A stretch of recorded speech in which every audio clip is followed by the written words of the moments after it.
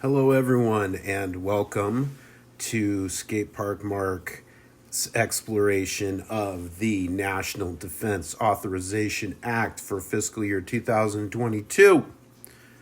This is the third episode, and I'm just now realizing that I got some background sounds going on. You think I would have prepared better here for that. And instead of taking a retake, I'm just going to run over to the fish tank and turn it off real quick.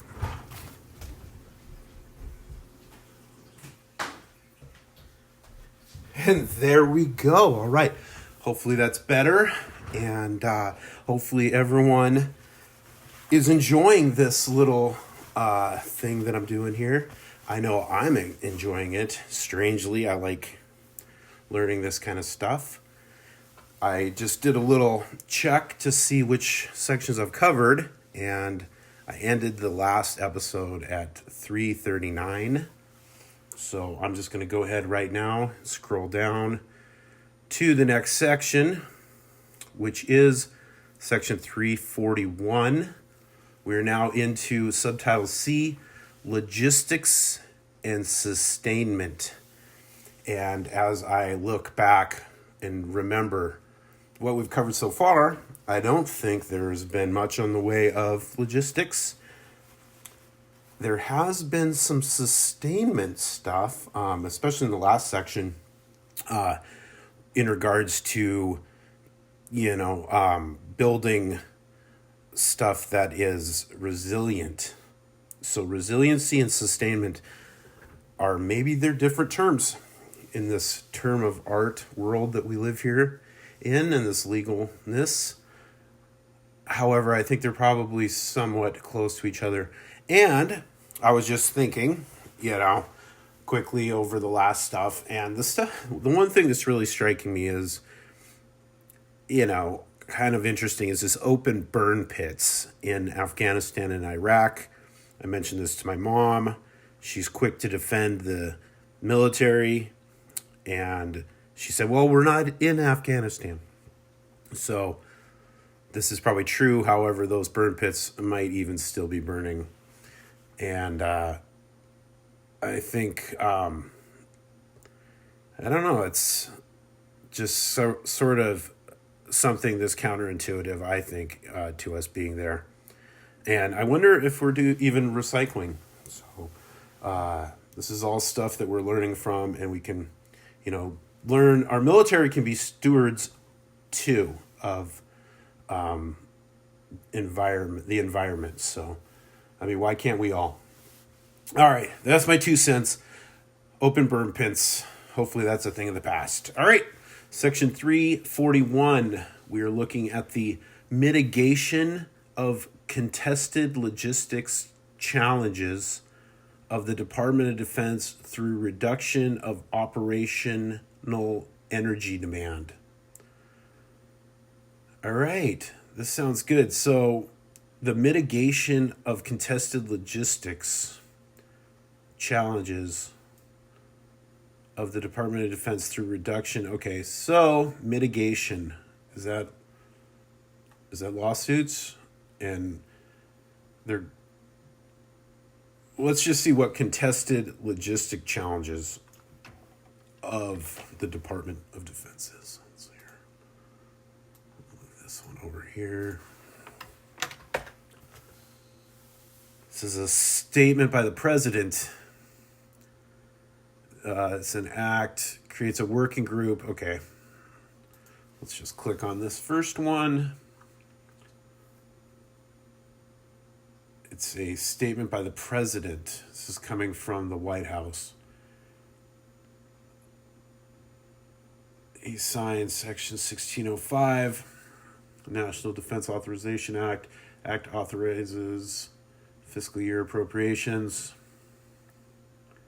Fortunately, Section 1032 of the Act continues to bar use of funds to transfer Guantanamo detainees. Some provisions. Section 351, create a working group. Well, what section are we on? We're on 341.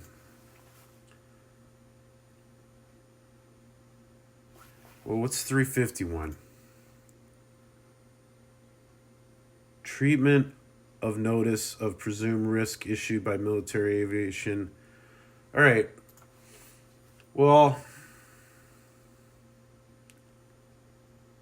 this doesn't surprise me. This 351 versus 341. So either the president's confused or or Congress is confused. But anyway, let's just say here, what is it? 351, according to the president, requires the Secretary of Defense create a working group to integrate efforts to mitigate contested logistical challenges through reduction of operational energy demand. It provides that the service secretaries shall nominate 4 of the members of the working group subject to the Senate's confirmation. The working group is an executive branch entity charged with making recommendations and coordinating certain functions within the Department of Defense. Because its members would not be officers in the constitutional sense, but would have more of an advisory role. Okay, so we're creating a group of people. What are they going to do? The anti-aggrandizement principle of separation of powers. To be sure that Congress appointed, so which may include the appointments clause, the Senate any role. Therefore, although Joe Biden Jr. Well, it might have been Section 351 back in December of 27. It's 351 now. But it really doesn't say what the heck this little working group's going to do. The logistical challenges, the reduction, let's just check this out. Reduction of operational energy demand. How can we do that? To reduce the thermal aspects of energy consumption in all operational stage, high efficiency windows and insulation, green buildings. So reducing the operational energy demand in buildings. Great.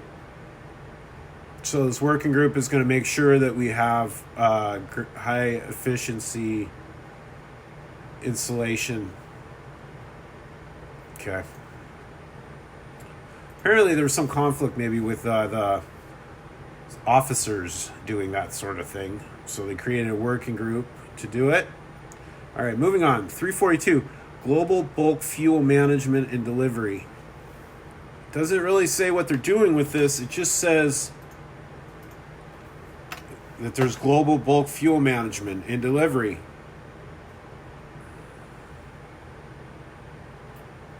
Bulk fuel customers. Statement of policy. This is another one coming to the White House, and I've learned my lesson. I'm not going to look into that.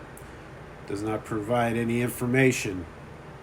However, World Connect, spelled cutely, is a bulk fuel delivery service. Okay, so, and just yesterday, I watched a presentation from a guy who is the CEO of AT&T, and through his talking about the infrastructure that they're putting in, especially in the rural areas, I just can't help but think that data is sort of like synonymous with oil. And if you actually check my, well, let's see, since I'm sharing my thing, I can just bring this up. This is fun. I made this. This is an oil equals data comparison, and I got these comparative layers.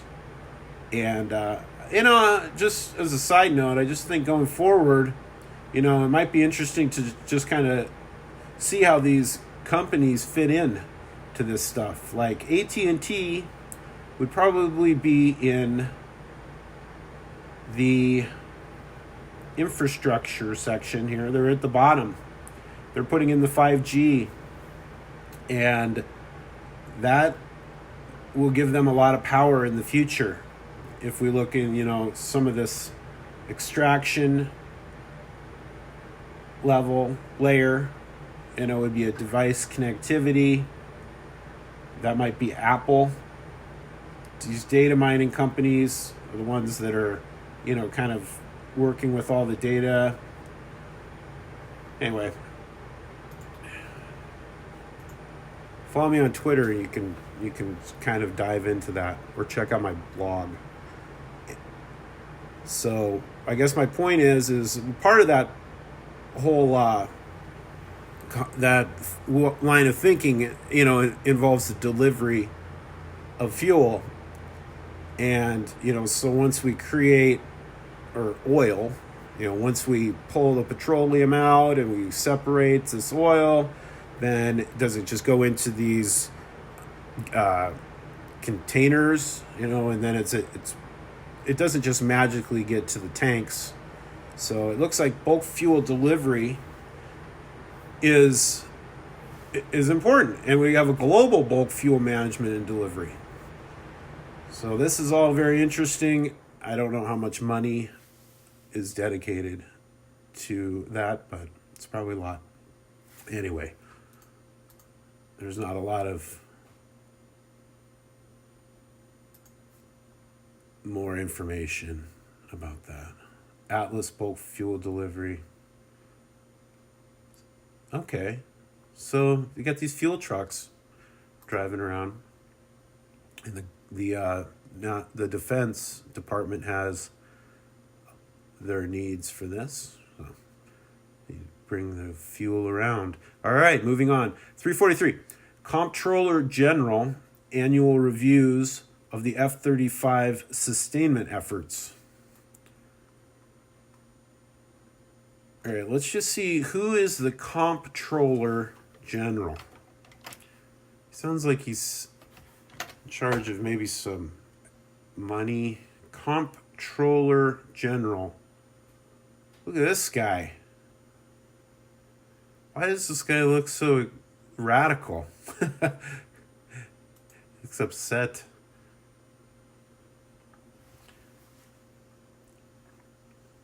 Right. Comptroller. The role of the comptroller: heads the Government Accountability Office. Okay. So when I first went to this Government Accountability Office, I first thought this was like a private company that was watching.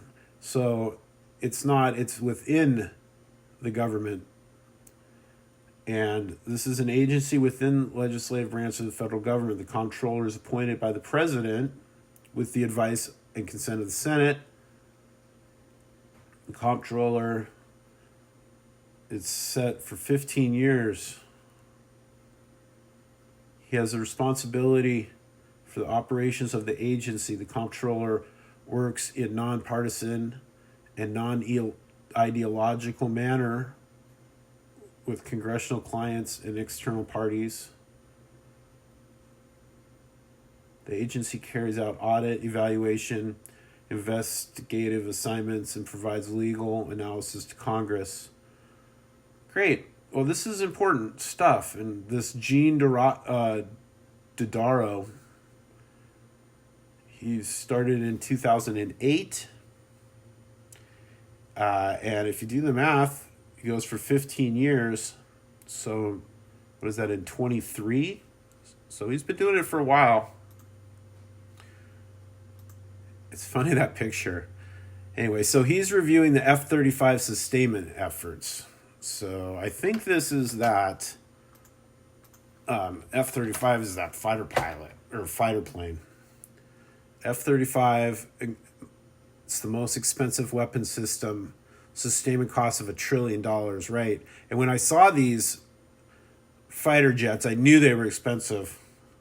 I said it right there in episode 1. So it's $1 trillion right there.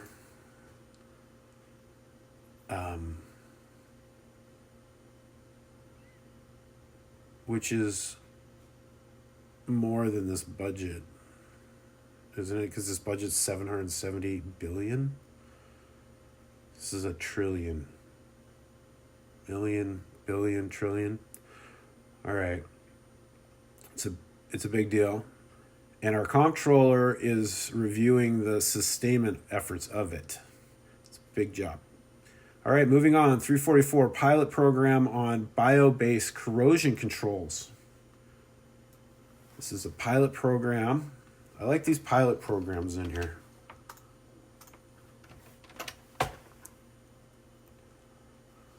And what we're doing is we're going to check out some of this stuff that is a corrosion.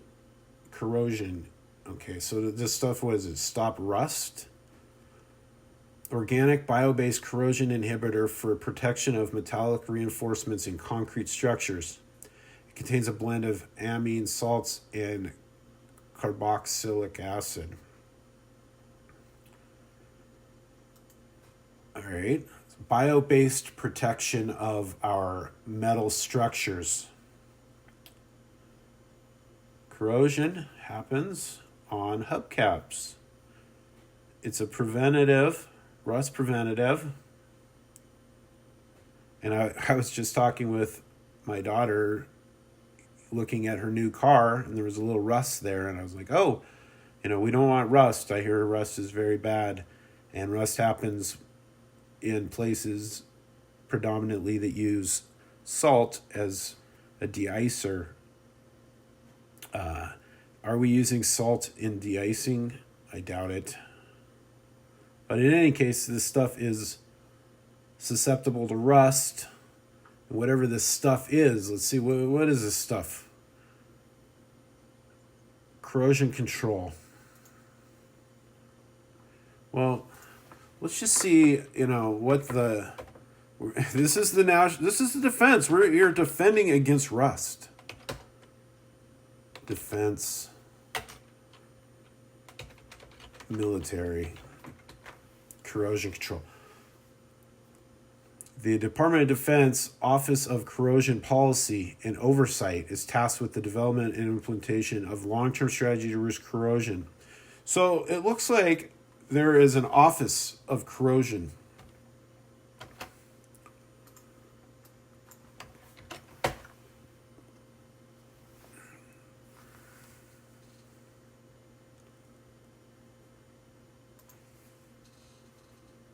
The Office, Corrosion Policy and Oversight Office. Purposes office is reduce the total life cycle costs of corrosion, increase availability, and improve safety within the Department of Defense. The office actively brings together the broader corrosion community, including managers, logistic engineers, scientists, with maintainers to facilitate stakeholder acquisition, include military equipment and infrastructure.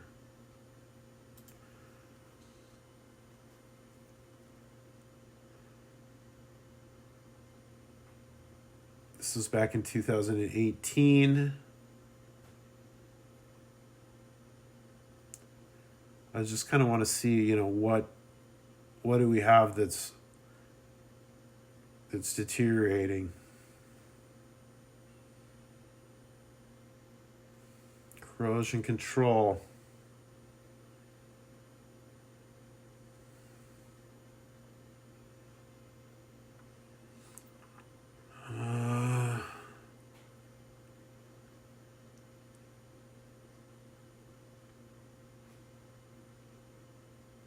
All right.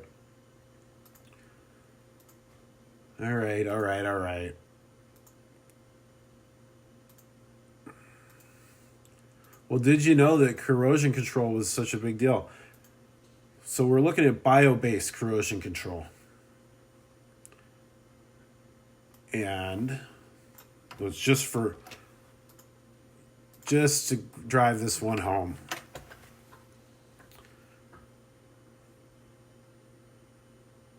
This MCI 2005. What is this stuff? So maybe we're going to buy a bunch of this stuff.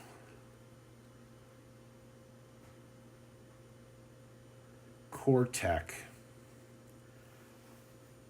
CORTEC. This was on January 6, 2022. So CORTEC Corporation is proud to announce that this is the first bio-based organic corrosion inhibiting concrete admixture.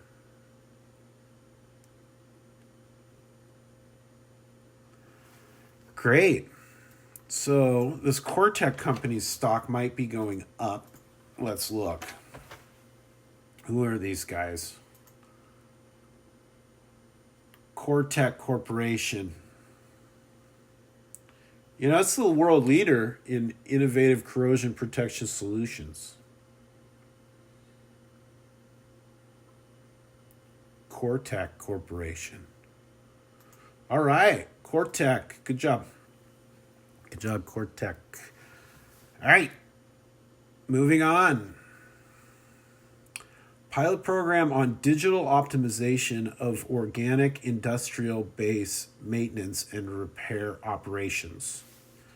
So this is the digital optimization of organic industrial base maintenance. And we're going to digitally optimize this. So when we're talking about organic industrial base maintenance,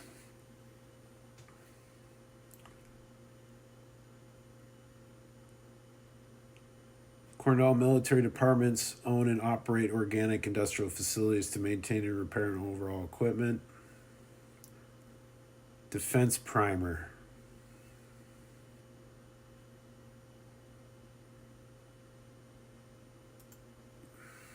Okay. The Department of Defense metrics-based goals will strengthen organic industrial base. Okay, so the metrics. This is a little bit like sounding like a digital optimization. In other words, digital optimization. They're industrial base. Maintenance depots, shipyards, fleet readiness centers, air logistics centers. They need to be modernized and updated in order to keep America's warfighter. The department has a plan to make this happen. The organic industrial base continues to fully support warfighter requirements, but it also faces a number of challenges. Okay, this is where we make stuff. Organic.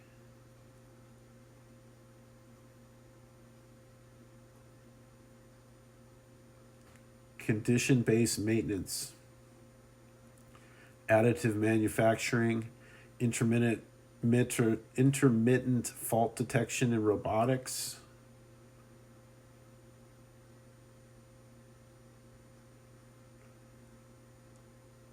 So maybe when we say organic here, we're just talking about sort of the, grow organically. It's just the bottom.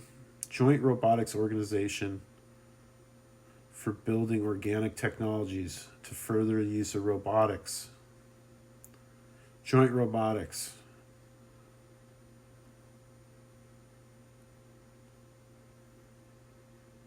The organic industrial base. Looks like the organic industrial base is getting robots. Okay, moving on. Pilot program on implementation of mitigation actions to address vulnerabilities to critical defense facilities and associated defense critical electric infrastructure. This is a pilot program to implement on implementation of mitigating actions to address vulnerabilities to critical defense facilities and associated defense. Okay. The implementation of mitigation actions. I mean, what does this look like? What is this in general? Coordinates with the Energy Secretaries, military departments, Coast Guard, and they carry out a 2-year pilot program in which the Secretary shall implement mitigating actions to address vulnerabilities. a critical defense facility and their associated defense critical electric infrastructure after consultation with and consent of the owners of such facilities and infrastructure.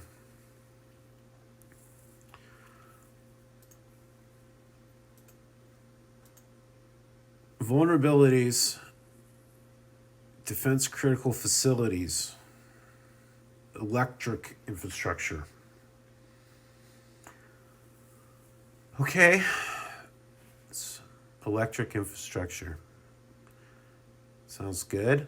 All right, report and certification requirements regarding sustainment costs for the F-35 aircraft program. So now there's a report and certification requirements regarding the sustainment costs of our $1 trillion fighter pilots.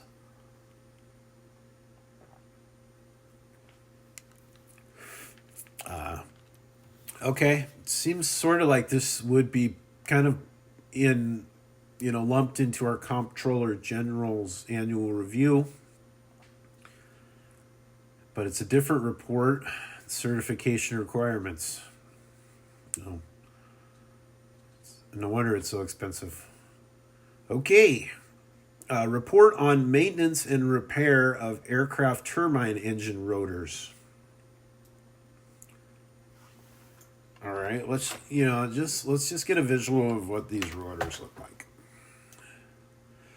The rotor element of a turbine section consists essentially of a shaft and a wheel.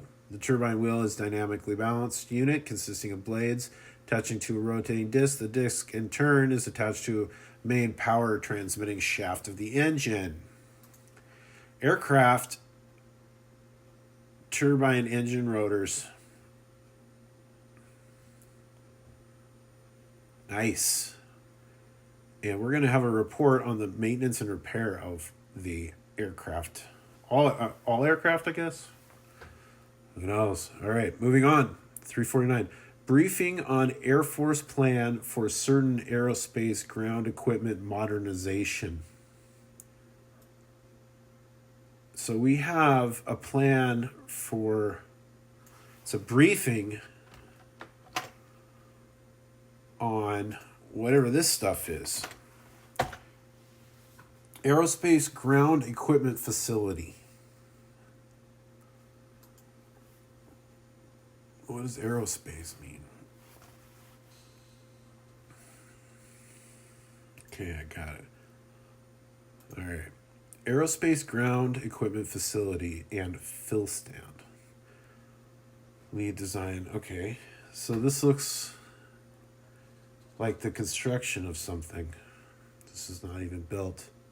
They assist the Air Force bed down program at Eielson. Okay, so when the United States Air Force needed a new facility to support their bed down program up in Alaska, they brought in Stantec to provide multidiscipline design services. So the lead design on this design build contract we set out for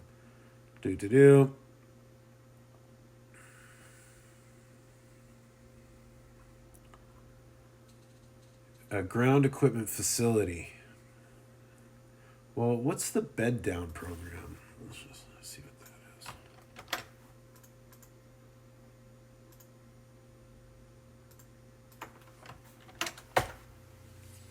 The F-35 program faced a variety of challenges. Dude, this is a complicated weapon system bed down executed in a remote location. The program faced extreme climate. Okay, so we're in Alaska. There's going to be extreme climate bed down support. Bed down definition. What are we talking about? Bed down is the process and act of placing a unit, mission, or activity on real property for longer than a year. This applies to activities of all military branches. Bed down, okay? All right. So we're aerospace ground equipment modernization. So that basically means we're building new stuff in Alaska to bed down fighter jets. It accommodates 340 pieces of AGE. Okay. Stantec. Add them to the list of beneficiaries here. Stantec, their stock's going up. All right. As we bed down in Alaska. Moving on. We're on to a new subtitle. Risk Mitigation and Safety Improvement. Section 351. Treatment of notice of presumed risk issued by Military Aviation and Installation Assurance Clearinghouse for review of mission obstructions. Notice presumed risk issued by the Military Aviation and Installment Assurance Clearinghouse for review of mission obstructions. All right, let's just see what an Installation Assurance Clearinghouse is.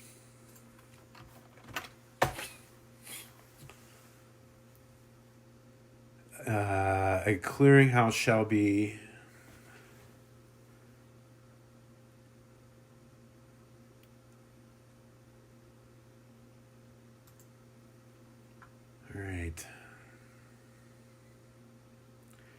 Military Aviation Installment Assurance Siting Clearinghouse. The clearinghouse works with industry to overcome risks to national security while promoting capable domestic energy development, energy production facilities, and transmission projects involving tall structures such as wind turbines, solar power towers, panels, electrical transmission towers may degrade, military testing and training operations. In the national system of ground-based surveillance radars, the creation of clutter generated from wind turbines can present a hazard to air safety and surveillance. Wind turbines located near military tests and training ranges can also impact airborne military radar capabilities. Likewise, solar systems may present hazards to aircraft due to glint or longer duration glare reflecting off the panels. Finally, electromagnetic interference from electricity transmission lines can impact critical testing activities.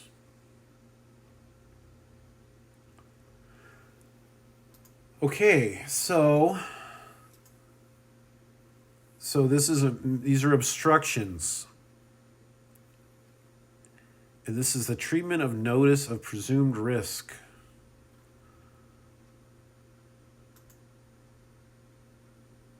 Clearinghouse.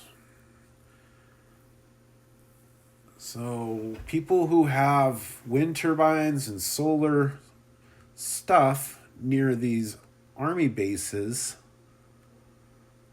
are interfering with the army.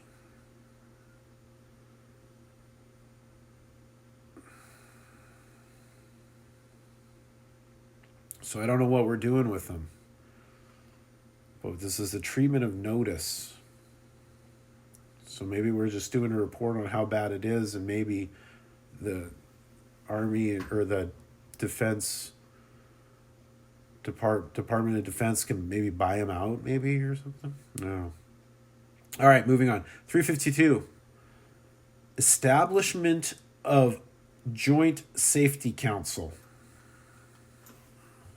So we're going to establish a Joint Safety Council.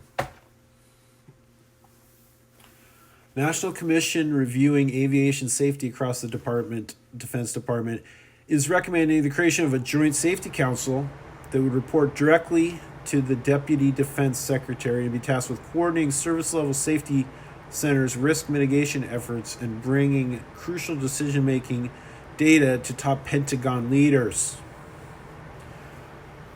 And this is a Joint Safety Council.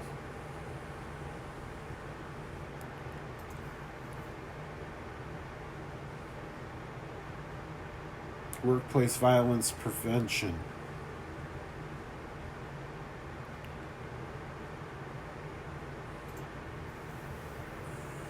Joint Safety Council.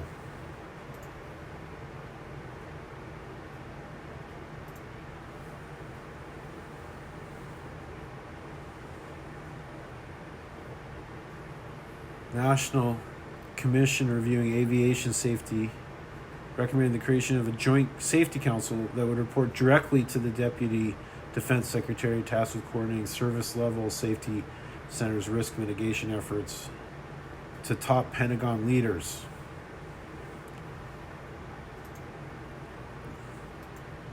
Okay.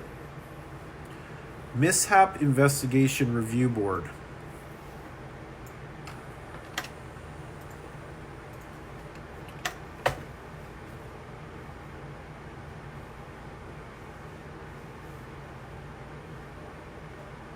Mishap investigation.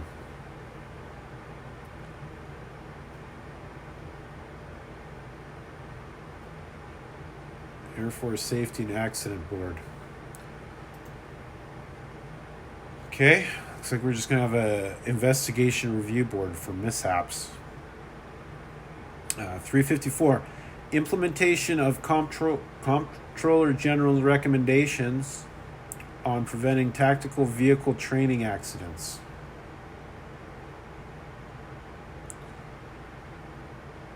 Okay, so the comptroller's got some recommendations.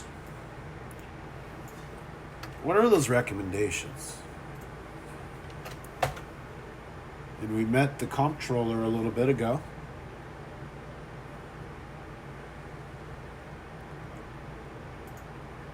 So he's here at the Government Accountability Office.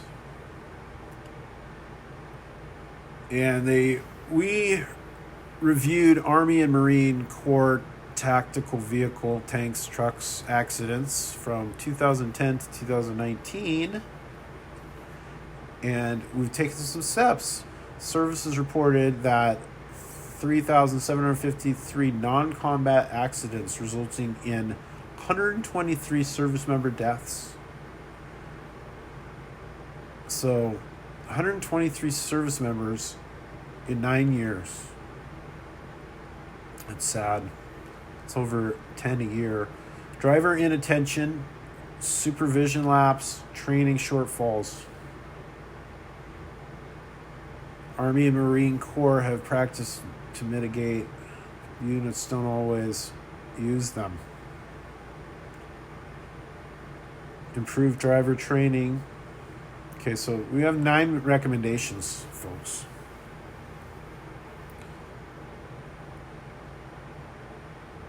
Secretary of the Army, in consultation with the Chief of Staff of the Army, should ensure that the Army develop more clearly defined roles for vehicle commanders and establish mechanisms and procedures for tactical vehicle risk management to be used by the first-line supervisors.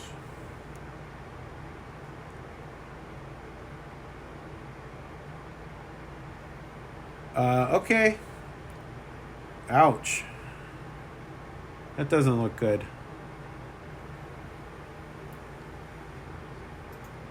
So we got to practice our attentive, no distracted driving, people. All right. 355. Pilot program for tactical vehicle safety data collection. Well, all this data collection, which kind of harkens back to my little data. There's money to be made with this data. All right.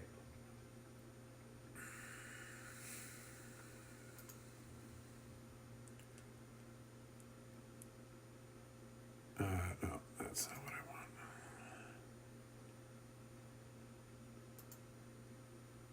Oh, here's this guy again.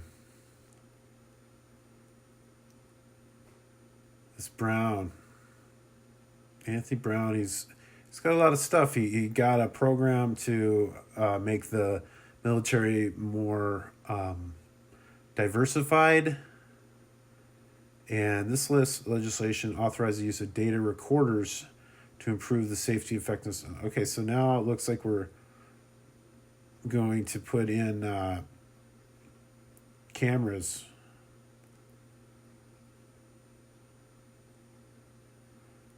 Rollover accidents.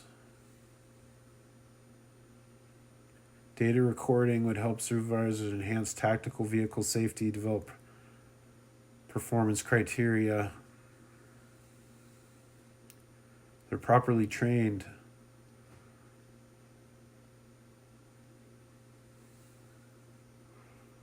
Okay. Got to train these tank drivers better. All right, 356. Implementation of Comptroller General recommendations relating to mitigation and prevention of training accidents. All right, so it looks like we've got training accidents too, driving accidents and training accidents. And let's just do a whole search for this. Just to cover all of our bases. We got to prevent future tragedies.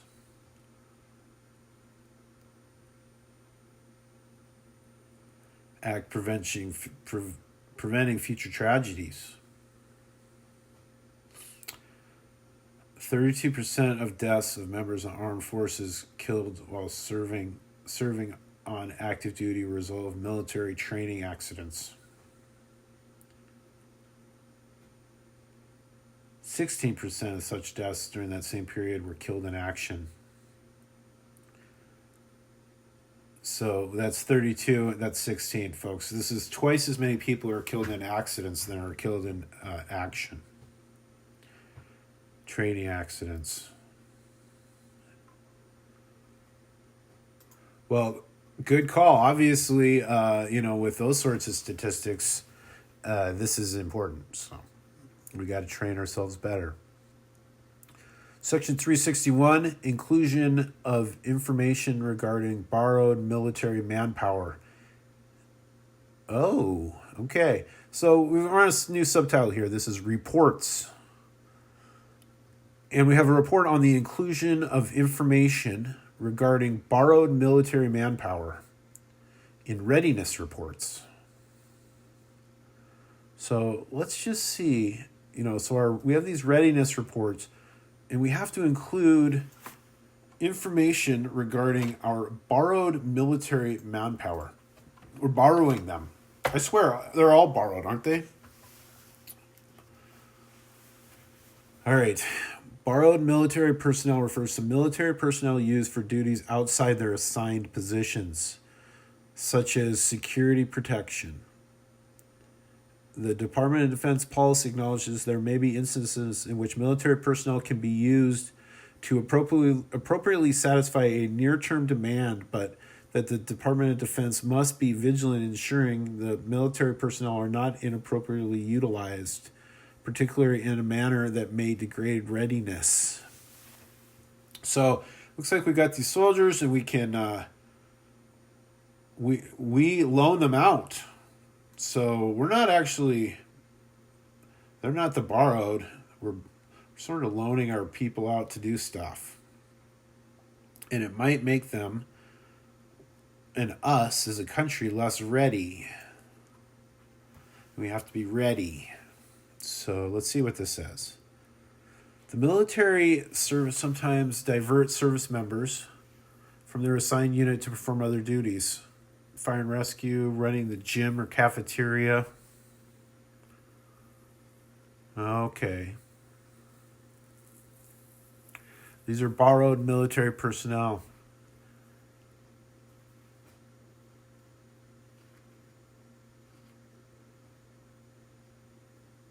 And this might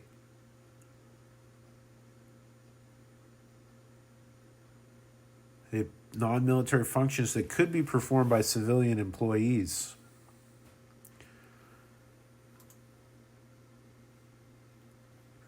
All right. So that's what we need in our readiness reports. So we need to know how many of these people are borrowed. Okay. Moving on, 362. Annual report on missing, lost, and stolen weapons, large amounts of ammunition, destructible devices, and explosive materials. Okay. So, got to make sure these guys aren't slanging this stuff on the side. You know, that's always a bad deal. It's when you're hawking their guns. To require annual reports, stolen, missing military weapons addressed.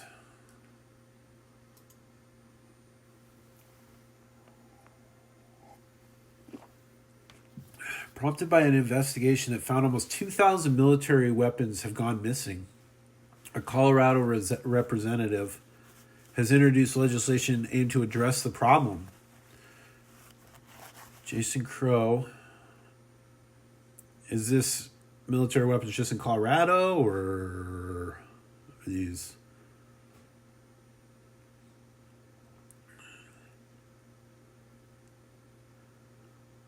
Address missing, lost, and stolen military weapons. The Transparency and Reporting for an Accurate Count of Combat Equipment Act. TRACE.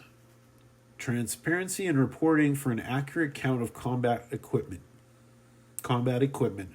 Requires the director of the Bureau of Alcohol and Tobacco and Firearms to report on the missing, lost, or stolen weapons for each year on an annual basis.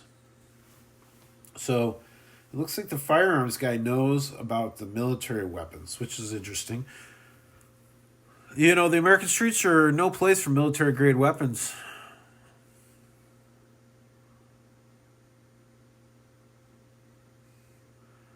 According to the Associated Press, there were 1,179 U.S. military rifles missing, 694 military handguns missing, 74 missing military machine guns.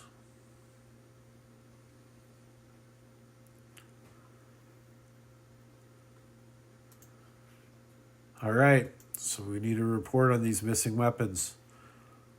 Moving on, annual report on material readiness of Navy ships. So what materials need to be ready? Material conditions of readiness.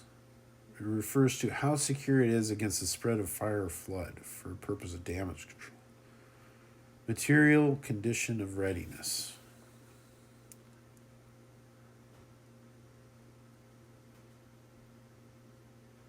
How secure it is against the spread of fire or flood. So these are not materials that need to be on hand for us to be ready.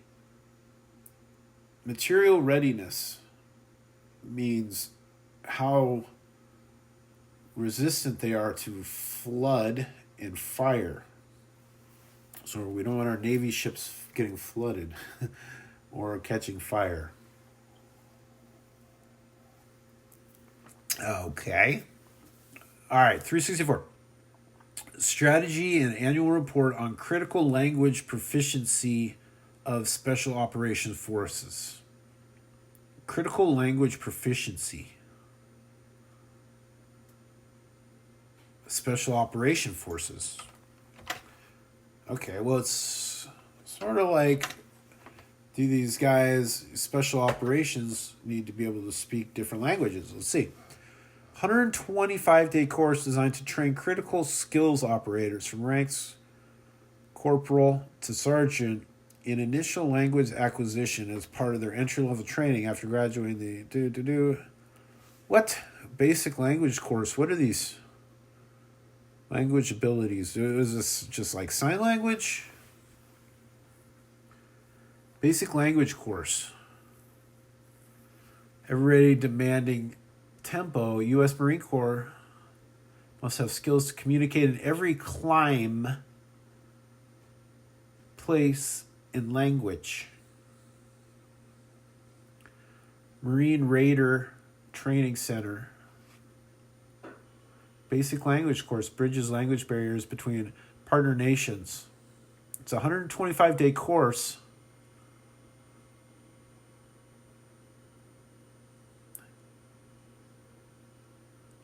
The first thing you want to do when you go downrange is build rapport. So they're going downrange. Language branch. It's To build rapport, it's not always telling someone how to reach a building or how to fast rope. It's everyday conversations we have with each other back in the States. We want the students to feel comfortable doing that in their target language, whether it's Arabic, Indonesian, Tagalog, or French. So those are some languages these guys have got to know is Arabic, Indonesian, Tagalog, and French.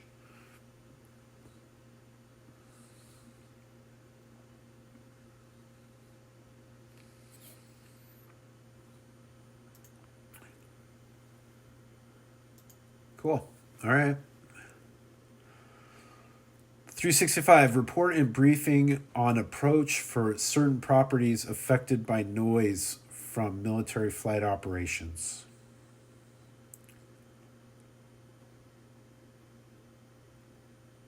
On approach for certain properties affected by noise. This is the briefing on approach for certain property. What is approach for property? What does that mean? How to tell our neighbors we're having a loud party? What is this?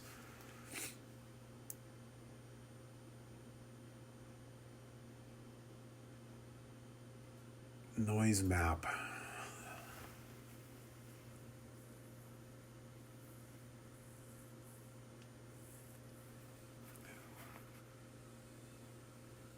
Prescribed military strength.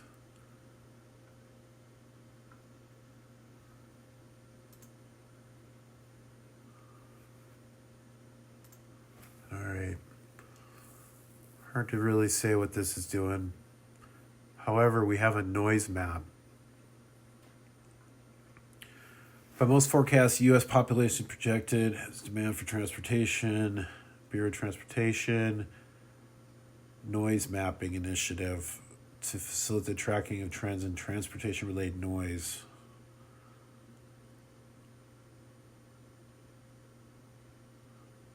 It's a noise map.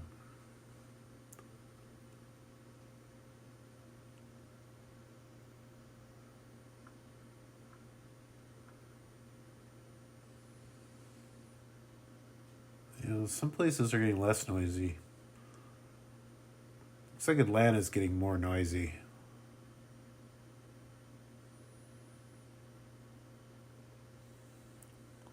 Or maybe that's less noisy.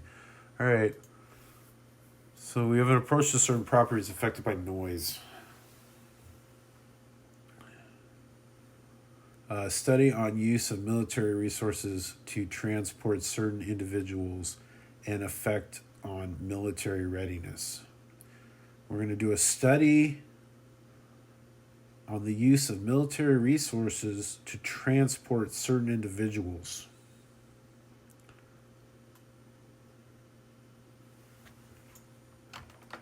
Well, what? We really need a report on how we drive people around.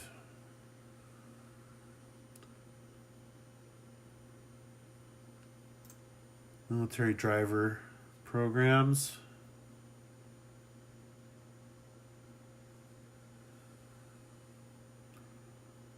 He's got to be able to drive fast. All right. This is a study on military resources to transport certain individuals. We got to train these escape drivers. I watched that show on Benghazi. These guys, they got to get away and they got to remember to turn left. All right.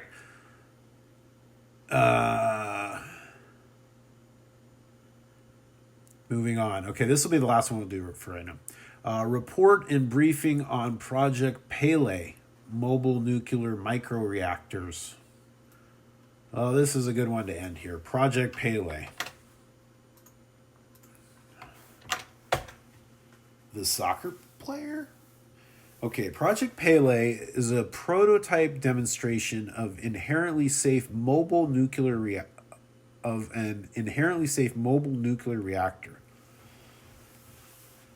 Tristructural isotropic triso fuel is a transformational technology which allows for inherently safe reactors. which can stand external attacks without creating a large evacuation zone. PELE reactor will produce 1 to 5 megawatts of electrical power for 3 years using low enriched uranium, which will be transportable by truck, rail, ship, and C-17.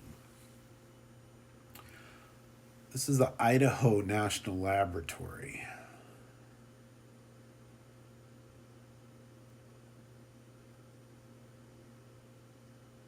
PELE microreactor.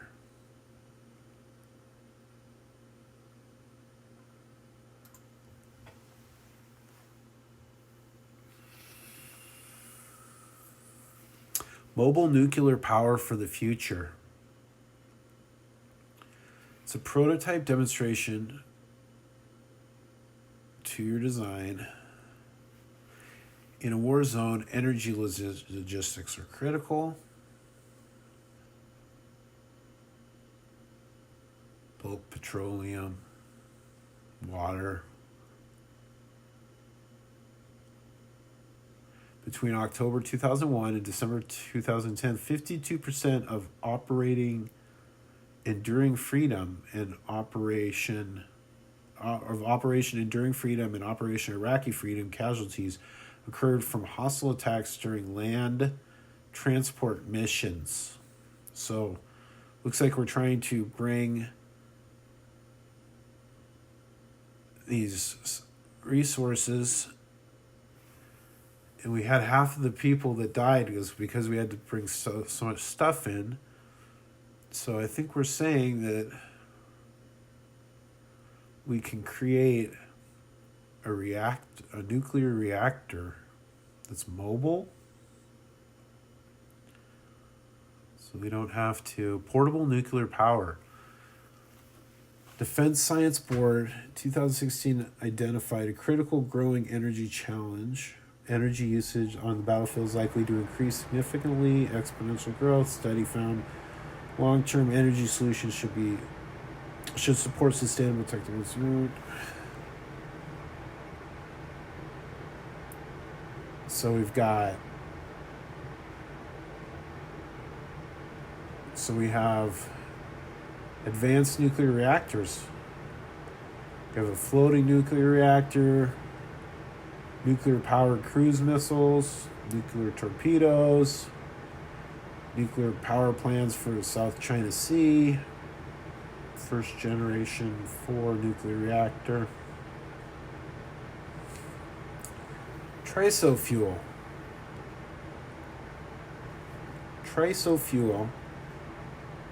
Rigorous testing. Silicon carbide keeps fission products sealed inside, meaning the containment vessel failure is no longer catastrophic. Innovative pellet design for the containment. PELE.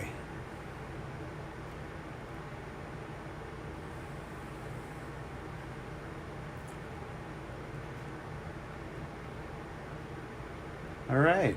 So we're going to have mobile nuclear power thanks to this stuff called TRISO. Let's see what that is. TRISO. TRISO. TRISO particles. TRISO particles, the most robust nuclear fuel on Earth. They cannot melt in a reactor, and they can withstand. There's a lot of buzz around advanced nuclear. These technologies are going to completely change the way we think about nuclear reactors. More than 70 projects are already underway. So what is this TRISO fuel? TRISO stands for tristructural isotropic particle fuel. It's a particle is made up of uranium, carbon, and oxygen fuel kernel. So there's these little kernels. They're encapsulated by 3 layers of carbon and ceramic-based materials that prevent the release of radioactive fission products. Particles are incredibly small, about the size of a poppy seed, and very robust. They can be fabricated into cylindrical pellets or billiard ball-sized spheres called pebbles for use in either high temperature gas or molten salt cooled reactors. Trisol fuel is structurally more resistant to neutron or radiation corrosion and oxidation temperatures. Trisol fuel. And with that, we'll wrap it up for another episode of Skatepark Mark explores the National Defense Authorization Act.